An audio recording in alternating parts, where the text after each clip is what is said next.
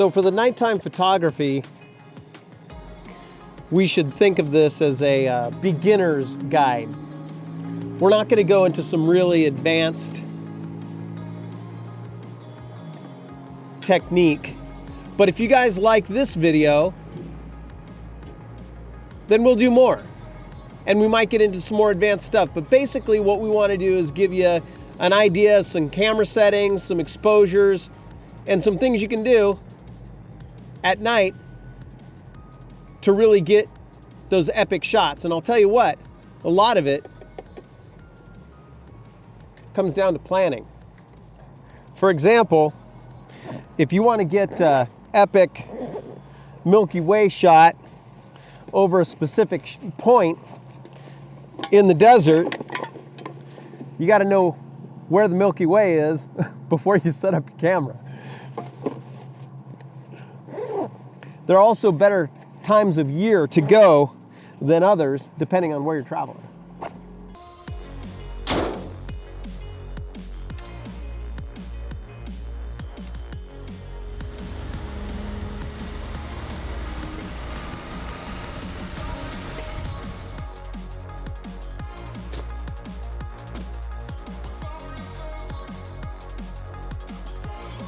Hey guys, all right, so I'm here with Lost Sasquatch. Jordan is an awesome night photographer, and he's going to teach me a thing or two about taking pictures of the night sky, which I'm really looking forward to. Jordan, what are we going to cover? What do you shoot with? What are we going to cover? What do you think is going to be useful for folks? Yeah, so today I think we're going to cover the cameras that we like to shoot on for this type of photography. It'll be, bigger DSLRs, what lenses, how wide we're going, what aperture, what shutter speed, and how all the nuances of getting into kind of long exposure photos and taking pictures of the stars. So different than, the key difference, one of the major key differences between those awesome Milky Way photos is in the equipment that you're using. So that's hard to do with an iPhone. Definitely. Why? When you have a DSLR, you can control so many more settings than your phone.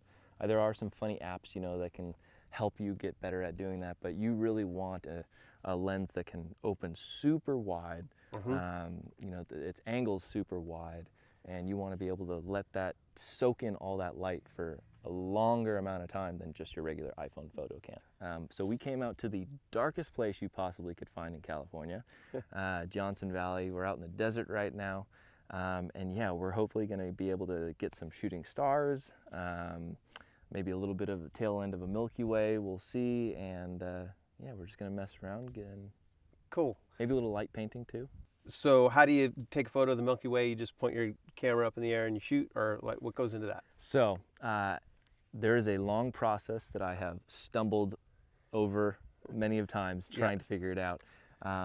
But essentially we are in this disc-shaped galaxy, and you want to find the correct time of year and time of night to face your camera towards it, so that when you do take a long exposure photo, the density of the stars in the Milky Way kind of glows, and that's how you get that like big, milky line across all the photos.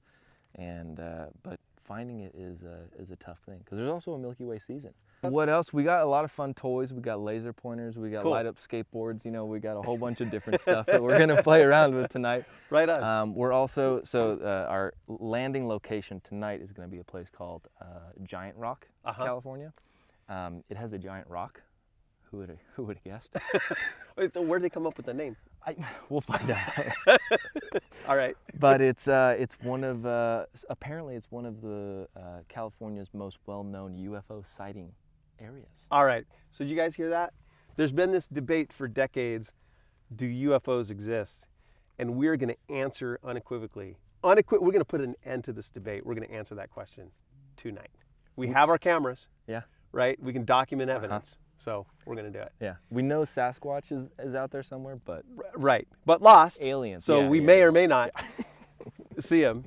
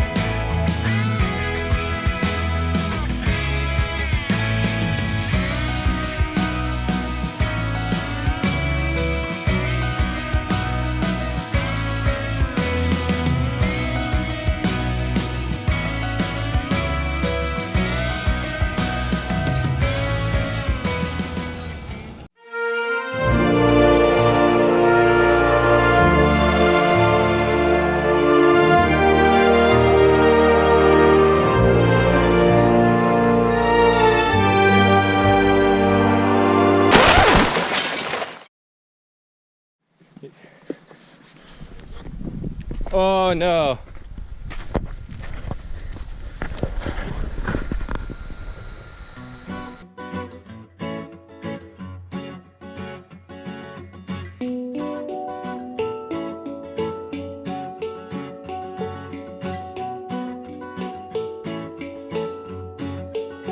Hey, Jordan and I had a great day today. We drove around the desert and we took some pretty cool photos, and there may have been a couple of casualties, but all in all, it was an awesome day. And now we set up base camp here, and what we're gonna do now is we're gonna go over some of the camera equipment that he uses and lighting stuff that he uses to take the nighttime photos. We're gonna teach you guys how to do. So let's take a look at that. You ready? Hold on, see if he's ready. Hold on, is he ready? He's ready.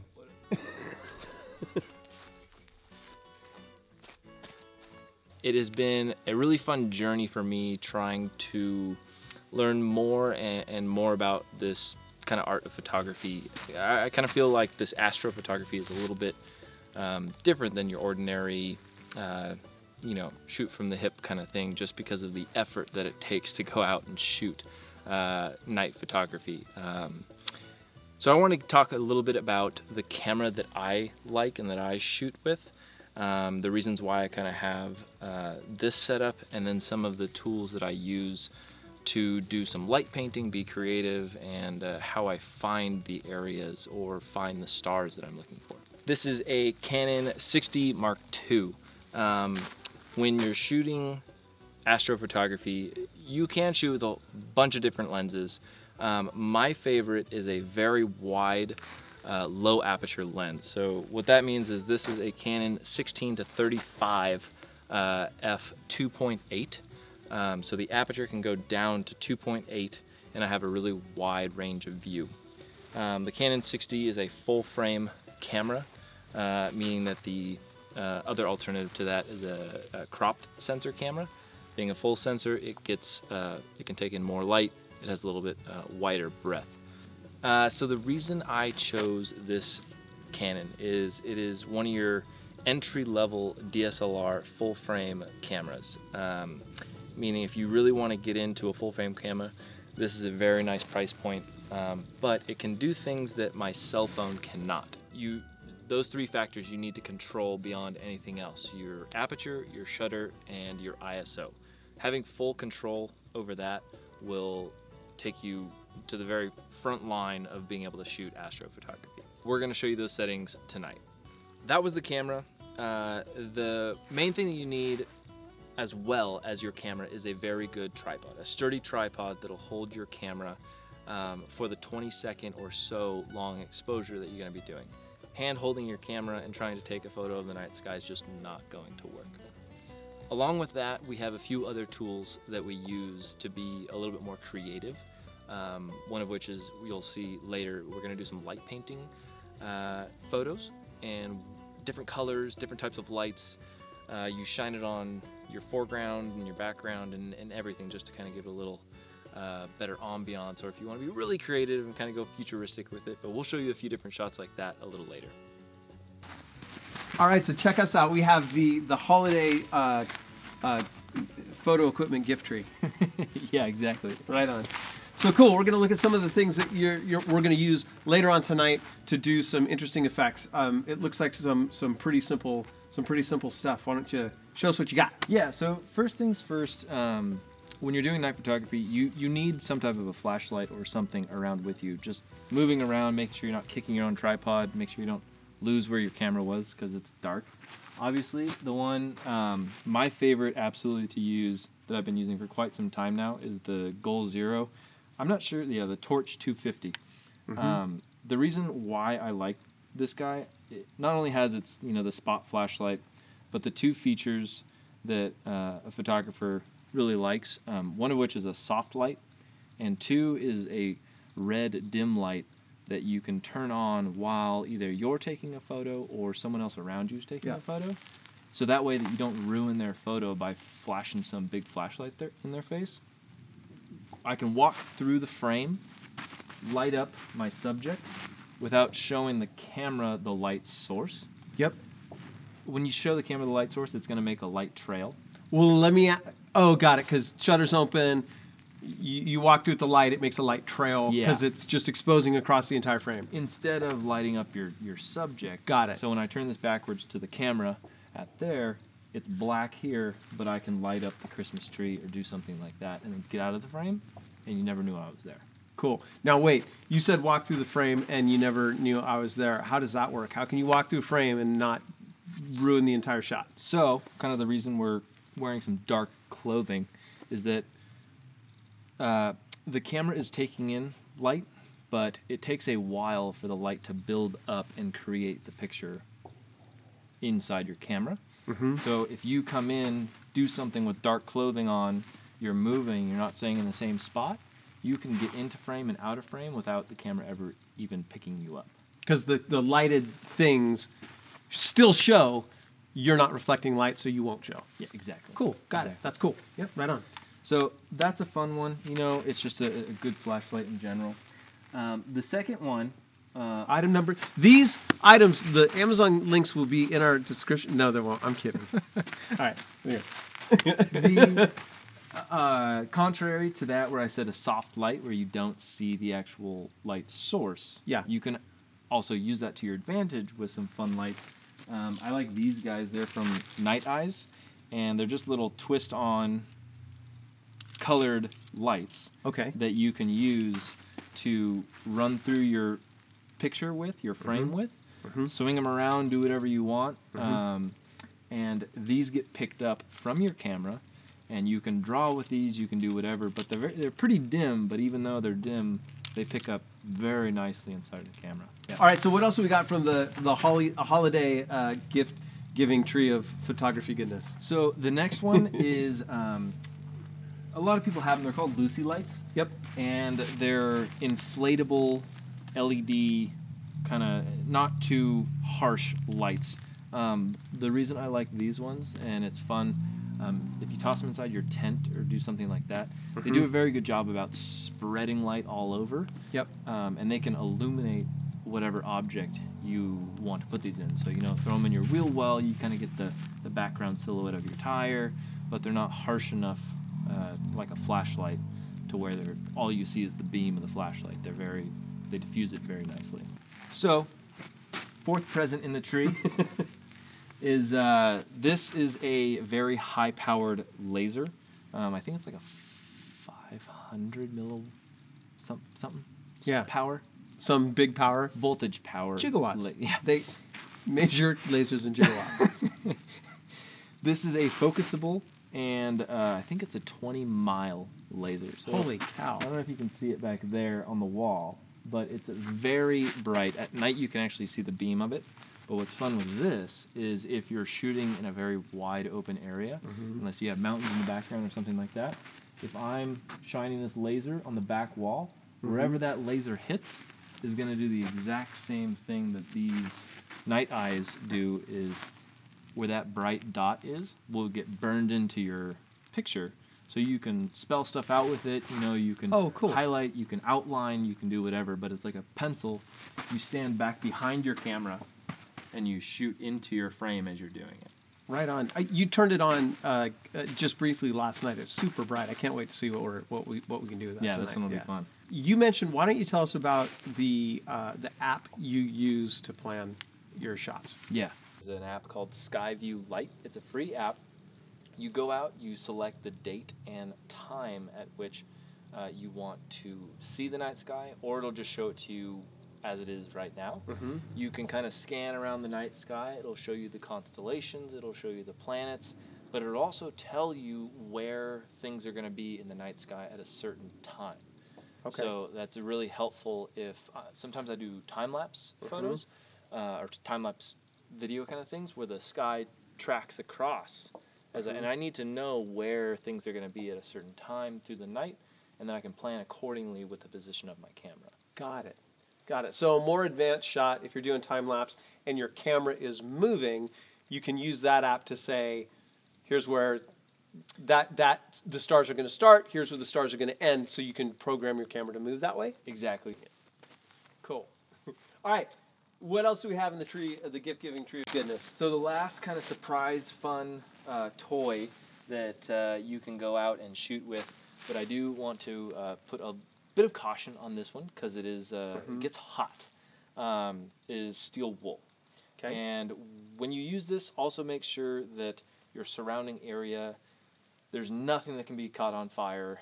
Dry grass fields are an absolute no-no. Right. We're out in the desert when we're doing this, so it'll be a really fun trick tonight.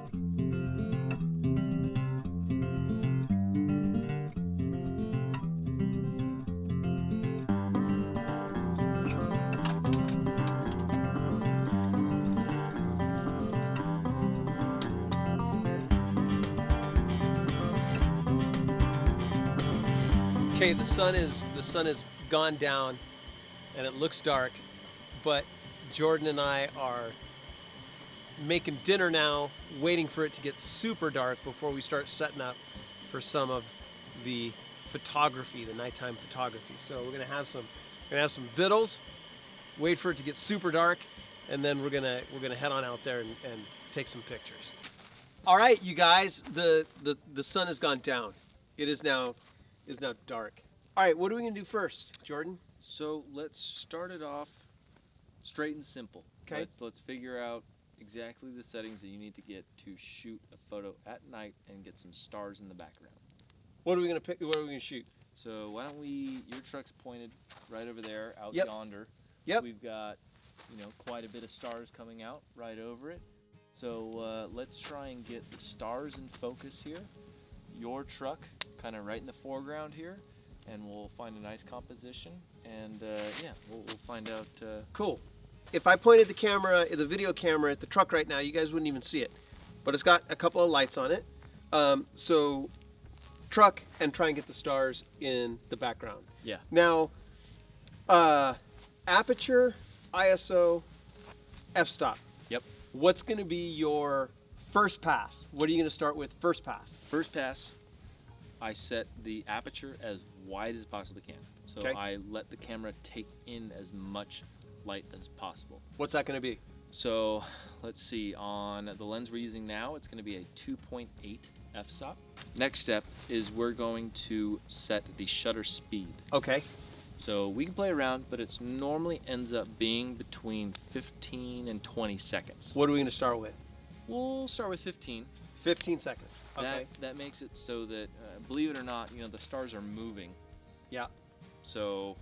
That's right. Oh no, sorry. Mind blown. Sorry. We're moving. We're moving. So the stars are Right. still. Right. We're moving. So the shorter time that we can let that shutter stay open, Yep. the sharper the stars are going to be. Okay. Then finally the ISO. Yep. There is a sweet spot. So how ISO works is how sensitive the sensor is to light.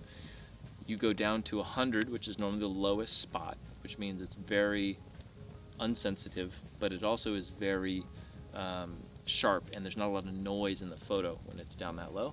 You can bump it up crazy high to above 20,000, but it becomes very grainy, and the photo doesn't look very well. Got it. So that's when, like, iPhone photo, Exactly. you get in a dark situation, and it looks fine when you're Yeah. looking at the lens, but you look at it later, and it's all grainy because it just automatically cranks the ISO. Yeah, Yeah, exactly. got it. Okay. So the sweet spot that I've found is somewhere between 600 and 3200. Got it. So that you can really rest assured that you'll get a nice crisp photo. Okay. By the way, the video camera right now is set at 4000 ISO in order to get us, and I'll bet you see a little bit of grain, if not a lot of grain, in the video. That's probably happening. Cool. So All right. should we take some photos? Let's give it a try. Cool. All right.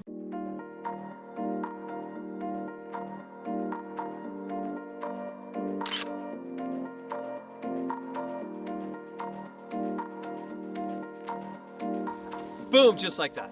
That's pretty awesome. I mean, Easy, right? easy.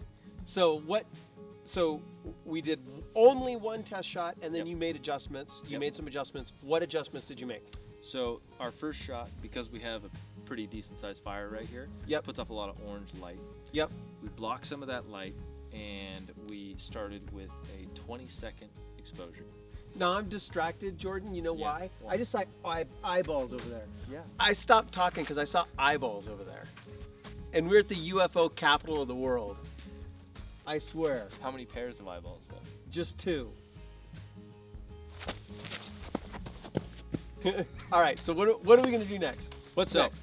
Let's try a couple different things. We still have the moon out, which is giving us really nice ambient light over our landscape. So you obviously can't see it right now, even actually with our eyes, but there's a huge rock mountain kind of sitting right behind us. So why don't we go about 50, 100 feet that way. We'll point back towards both of our rigs. Yep. We'll hit a photo and you'll see it'll look like daytime out here, but you'll get to see all of the rocks and everything like that. And we're using no flashlights, no anything. We're just using the light from the moon. Cool. And similar settings? Yep, similar settings probably, because we're not introducing any more light sources. We'll see because we'll be facing back towards the campfire, which is a pretty bright light. Yep. But yeah, we'll see. We'll shoot, we'll adjust. Let's do it. Yeah. Okay.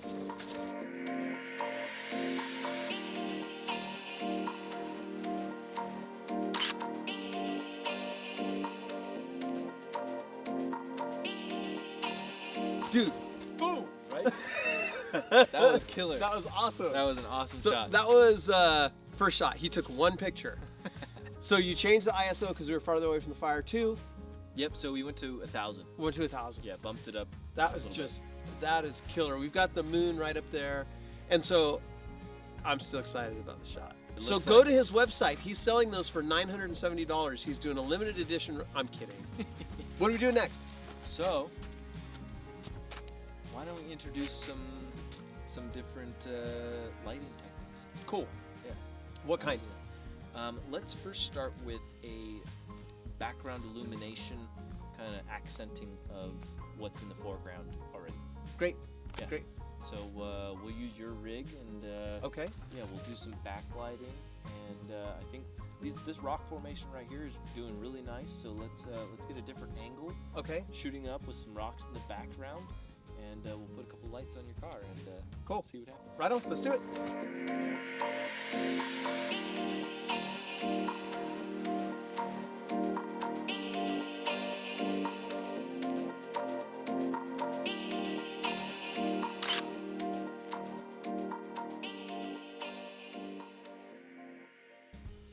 All right, cool. What do we do on that one? Sweet. So that one, we used what was around us. We set up the camera so that the fire we have going right now was right behind your rig. Yep. We put a couple Lucy lights by your tires to kind of illuminate the undercarriage, and you get some silhouettes of the tires and the tread. But then the main thing that we did, we turned this goal 0 on to its low setting with that diffuser light on there. I walked in front of the frame. So that was me walking through the frame, illuminating your car, walked right through the frame. Yep. Did the same thing, kind of painted some light on all the lines of your rig. Yep. And it came out really nice. It turned out perfect. Yeah. That was really awesome. Yeah. All right, man. What's next? So let's introduce some actual light painting. Okay. And I have a fun idea with your rig. Hey, you guys can see why you can't shoot video in the dark, right? I mean, you guys can see how dark it is compared to the photos we're showing. It just kind of gives you some perspective.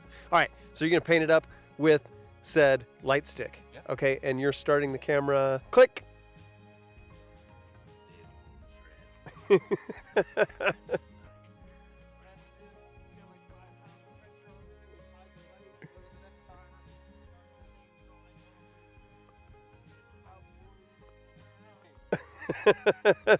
All right, let's see what it looks like.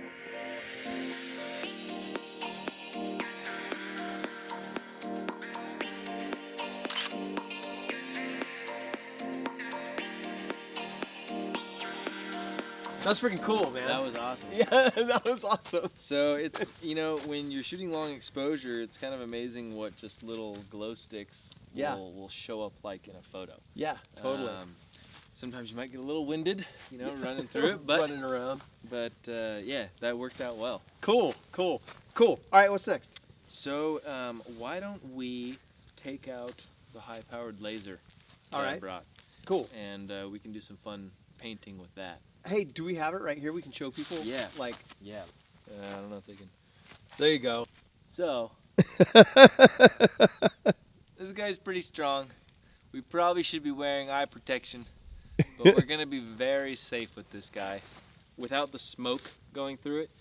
If I point it that way, with our eyes, we can still see the beam very well. See what we can paint. You can also paint on a larger scale, so we can paint on the mountainside here. Right on. And yeah, let's give it a try and be creative with this guy.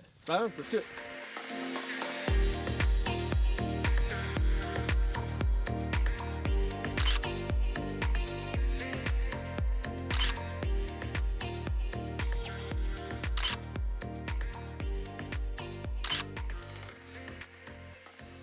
So that was fun, right? That was totally fun. Yeah.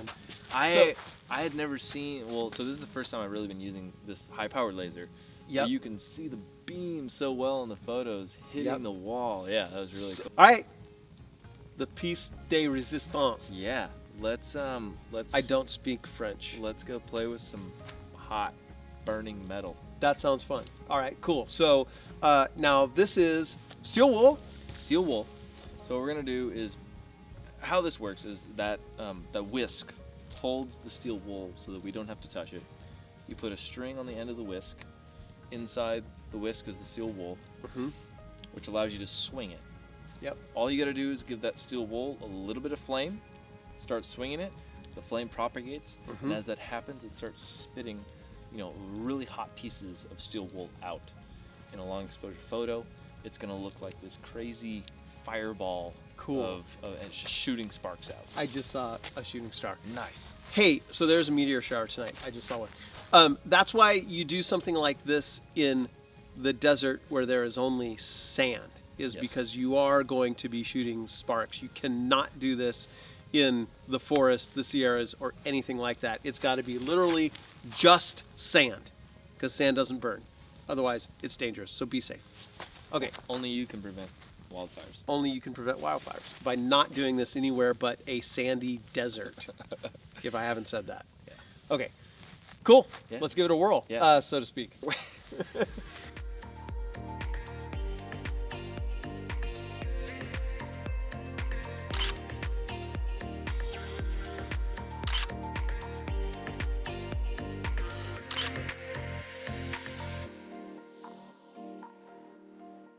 That last shot, right, was sick. That sealed the night. That was awesome. Yeah, that is totally cool. It's it's a little bit of a science getting the right amount in there. Yeah. But yeah, that was perfect. You get a couple circles, and then it's done, and it goes out. Yeah. That is awesome. That was an Yeah. absolutely killer shot. Hey, thanks, man. Thanks for hanging out. It's been really cool. Of course. I learned a whole bunch tonight. So one of the reasons we played with a lot of different things today, we played with light sticks and lasers, just to give you guys a idea of the variety of things you can do. Exactly. Right. And there's so much more. I mean, yeah, it's just, so it's kind of tip of the iceberg. But the whole point is, sometimes when you guys go out on a trip, you go on an adventure, you want to get as close as possible. What you're trying to do is reproduce the feel, what you saw and what you felt while you were there, and actually getting that feeling through a photo is pretty tricky. Yeah. Right. Definitely. I mean, it's not Definitely. straightforward. So that's what we're trying to do. Hopefully, you guys find it helpful. Jordan, again, your YouTube channel. Where can people find you and follow you? Yeah. So I've changed all my social media now to the Lost Sasquatch. Cool. Kind of a play off, my full-size rig that I got, and the majority of the time, like last night, I was a little bit lost. Yeah. But it all ends up good. That's the goal. Get lost. Exactly. Right? Yeah. Yeah. Got it. That's cool. Right on. Well, hey, man, thanks a lot. Really appreciate it. Thank you, sir. Yeah, we'll do more of this. If you guys like this video, of course, subscribe. I'm going to tell you to do that. But also, if you like the videos, let us know in the comments, and maybe we'll do some more advanced techniques. All right, you guys. Outfit, explore. See you around.